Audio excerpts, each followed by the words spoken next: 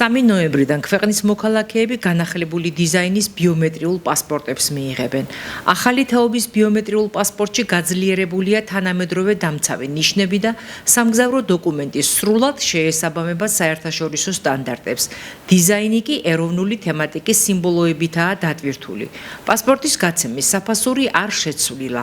მოქმედი პასპორტების მფლობელებს მათი განახლების საჭიროება არ აქვთ. განახლებული ბიომეტრიული პასპორტის მიღება იუსტიციის სახლის 126 ფილიალის გარდა შესაძლებელია ასევე მობილური იუსტიციის სახლებსა და სახელმწიფო სერვისების განვითარების სააგენტოს ტერიტორიულ სამსახურებში. ზესტაფონის 36 დეპუტატისგან დაკომპლექტებულ ახალი მოწვევის საკრებულოში 7 ქალბატონი იმუშავებს. ყველა მათგანი მმართველი გუნდის წარმომადგენელია. 2 მაჟორიტარი დეპუტატია, 5 კი პროპორციული სიით არჩეული გახლავთ. გვეუბნებიან, რომ იქნებიან აქტიურები და ყველაფერს გააკეთებენ თითოეული მოქალაქის ინტერესების დასაცავად. ინტერული ბალანსი დაცული არის ვართ 7 ქალბატონი წარმოდგენილი საკრებულოში და ძალიან საინტერესოა მე პირველად ვარ საკრებულოს წევრი და მაქვს ჩემი თავის იმედი რომ ვიქნები აქტიური ხმა განსაკუთრებით ზესტაფონის მუნიციპალიტეტში მიმდინარე პროცესებში ვიქნები აქტიურად ჩართული და ყოველთვის ვიქნები მხარდამჭერი მოსახლეობის, რომელმაც ძალიან დიდი ნდობა გამოგვიცხადა და შემდეგი სამომავლო გეგმებიც, რა თქმა უნდა, თითოეულ მოქალაქეზე იქნება მორგებული. ირაკლი მახათაძე ორგზის მსოფლიო ჩემპიონია კიკბოქსინგში. ზესტაფონელმა სპორტსმენმა იტალიის დედაქალაქ რომში გამართულ კიკბოქსინგის მსოფლიო ჩემპიონატზე კიდევ ერთხელ დაამტკიცა თუ რამდენად დიდი შესაძლებლობების სპორტსმენია. პრესტიჟული ტურნირის გამარჯვებული ის კიდევ ერთხელ გახდა. ირაკლი 70 კილოგრამ წონით კატეგორიაში ასპარეზობდა, დაიკავა პირველი ადგილი. მეორედ მოიპოვა გამარჯვებული სტატუსი და დაეუფლა საჩემპიონო ქამარს. მასთან ერთად რომში იმყოფებოდა კიდევ ერთი ზესტაფონელი სპორტსმენი 18 წლის მურმან ჭიჭინაძე, რომელსაც ირაკლი ავარჯიშებს და რომელიც სამოყვარულო ბრძოლებში ვიცე-ჩემპიონი გახდა. ორგზის მსოფლიო ჩემპიონს ირაკლი მახათაძეს სპექტრი რომში დაუკავშირდა და მისი პირველი ემოციები ჩაწერა. რომში ჩატარდა მსოფლიო ჩემპიონატი, ვიმყოფებოდი ზესტაფონიდან 2 სპორტსმენი წარმომადგენელი, მე ვიღებდი დიდებში პროფესიონალებში მონაწილეობას, სადაც დავეუფლე პირველ ადგილს მსოფლიო ჩემპიონატის ტიტულის ქამარს, ასევე მყოფდა ჩემი მოსწავლე წამოყვანილი მურმანი ჭიჭინაძე, რომელიც 18 წლის გახლავთ და მურმანი მიიღო მონაწილეობას სამოყვარულო ბრძოლებში, რომელიც ვიცე-ჩემპიონი გახდა და 67 კილოგრამის წონით კატეგორიაში იღებდა მონაწილეობას, რომელსაც მოუწია 3 ურთაბრძოლა, მესამე ურთაბრძოლა ფინალური ქონდა და სამწუხაროდ დათმო შეხვედრა ესე რომ ვთქვა და დაეუფლა მეორე ადგილს და გახდა ვიცე-ჩემპიონი. კონკურენტურიანი იყო ეს შეჯიბრი, რადგან მე მქონდა უკვე მონაწილეობა მიღებული წინა საბრძოლო ანუ როგორი ეტაპები არის ნახეთ, უნდა გადამელახა ეს ეტაპი, რომ მივსულიყავი პროფესიონალურ ურთაბრძოლებამდე. და მე მომიწია ეს ეტაპები გადავლახე წინა პირობები, რომელიც გამოვიარე აქამდე რომ მოვსულიყავი და ძალიან რთული იყო ეს პირობები, პირველ რიგში ტრავმების მიუხედავად ვამბობ ამ ყოველივეს და ძალიან რთული იყო რა ამ ყოველივეს მიღწევა და ძალიან შრომატევადი იყო და კიდევ ერთხელ უდიდესი მადლობა ჩემ გვერდში დგომისთვის, ჩემ სპორტსმენებს მე კიდევ ერთხელ ვიყო რომ მყავს კლუბი, სადაც ვოვარჯიშებ ზესტაფონის მუნიციპალიტეტს, რომელიც გვერდში დამიდგა, ასევე IP-ის სპორტ სკოლას სიმონ საყვარელიძის, სადაც მე ვარჯიშობ და ასევე ჩემ მოსწავლეებს, რომლებიც მათთან ერთად გავიარე რა ეს მოსამზადებელი კემპი, ესე რომ ვთქვათ და ძალიან რთული იყო რა ამ ყოველივეს გავლა და ამ ყოველივესთვის რომ მიგვეღწია რა ერთობლივი შრომით და უღრმესი მადლობა თითოეულ მათგანს, ვინც გვერდში დამიდგა. პირველ რიგში მოსახლეობას მინდა აუხსნა ჩვენი პროგრამის პირველადი მიზანის შესახებ. ჩვენი პროგრამის მთავარი მიზანია სასოფლო-სამეურნეო კულტურების დაცვა მავნებლის მხრიდან დაზიანებისაგან. წელსაც იმერეთის რეგიონში სასოფლო-სამეურნეო კულტურები ძალიან კარგი ხარისხის იყო, მოსახლეობამ ძალიან კარგი ხარისხის მოსავალი მიიღო და მავნებლის მხრიდან დაზიანება თითქმის მინიმუმამდე იყო შემცირებული. აღსანიშნავია ეს ყველაფერი გამომდინარეობს იქიდან, რომ მიმდინარე წელს, ისევე როგორც გასულ წლებში, აზიური ფაროსანას საწინააღმდეგო ღონისძიებები ძალიან აქტიურად, ძალიან ინტენსიურად მიმდინარეობდა. თერმული ნისლით მუშავდებოდა მოსახლეობის ტერიტორიები, ხოლო ცივი შესხურებით მუშავდებოდა სასოფლო-სამეურნეო დანიშნულების, ესე ვთქვათ, სასოფლო-სამეურნეო კულტურები, სხვადასხვა ფართობები, ტყის პირები და მოიზრდა განადგურეს ხაფანგები, გეგმიური, ესე ვთქვათ, დამუშავების რეჟიმით, ესე ვთქვათ.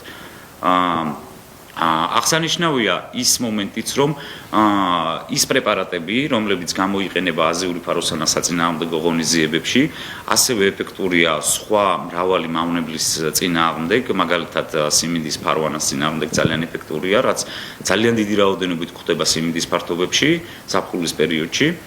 და ამ ხრივაც ჩვენი წამლობა ძალიან ეფექტურია მოსავლისთვის და კარგი ხარისხის მოსავალს იძლევა. მავნებლის ბიოლოგიური თვისებებიდან გამომდინარე, ამ პერიოდში შემოდგომაზე, როდესაც ტემპერატურა იკლებს, აზიური ფაროსანა ემზადება გამოსაზამთრებლად. ესე ვთქვათ, ერთგვარ მიგრაციას აკეთებს, რეზერვაციას აკეთებს, ისე სახლებში, ისეთ ადგილებში, დახურულ შენობებში, მშრალ ადგილებში, სადაც მოსახლეობისთვის უკვე თვალსაჩინოა აზიური ფაროსანა და შემაწუხებელი ეფექტი აქვს, რაღაც დისკომფორტის გამომწვევი არის.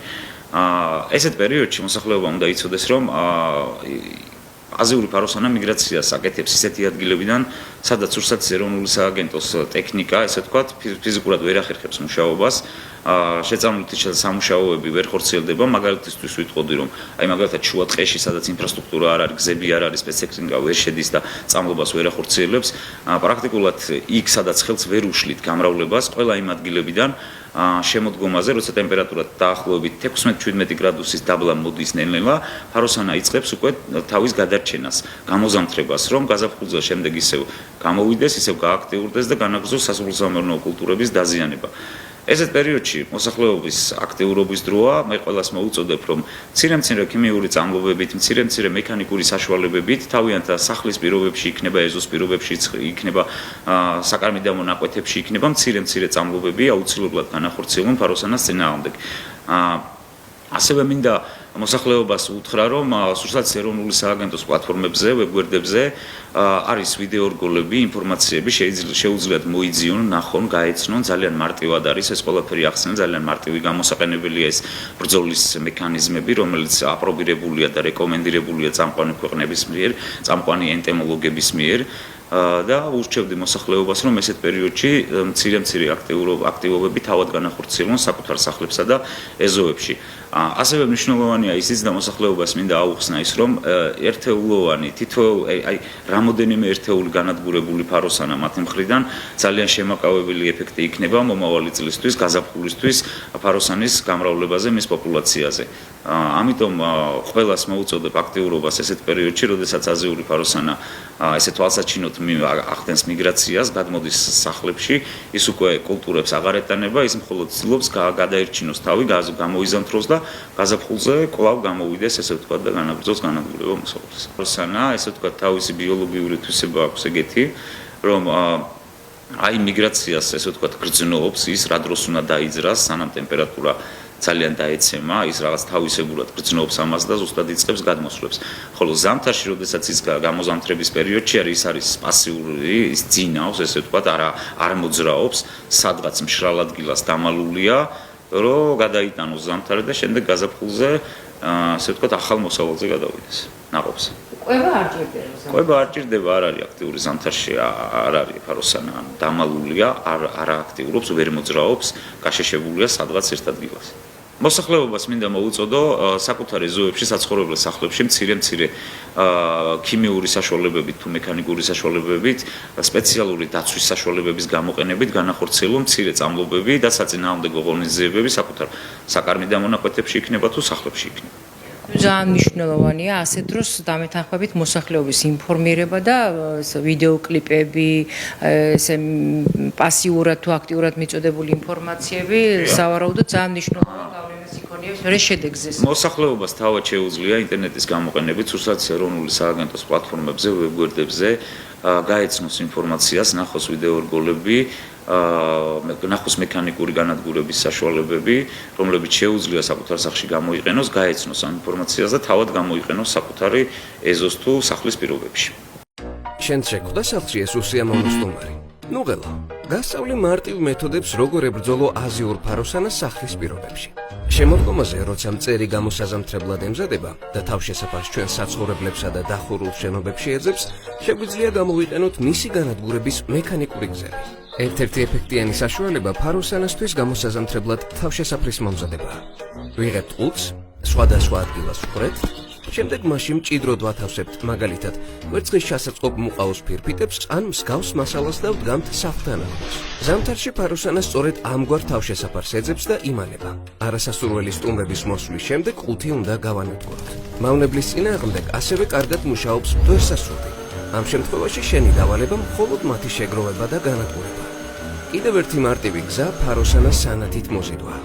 ანთებ შუქს, ახლოს კი უდგამ ჯამს, რომელშიც ჯერ ფოლგას ჩააფენ, შემდეგ კი საპნიან წყალს ჩაასხან. შუქზე მოსული მავნებლები წყალში ვარდებიან და იხოცებიან. თუ ბაღი გაქვს, გამოგადგება შემდეგი პრინციპი.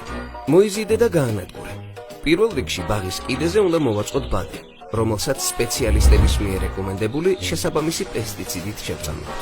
ბადის კიდეზე ვამაგრებთ ფერომონს, რომლის სულზეც მავნებელი მოდის. ბადეს ეხება და კვდება.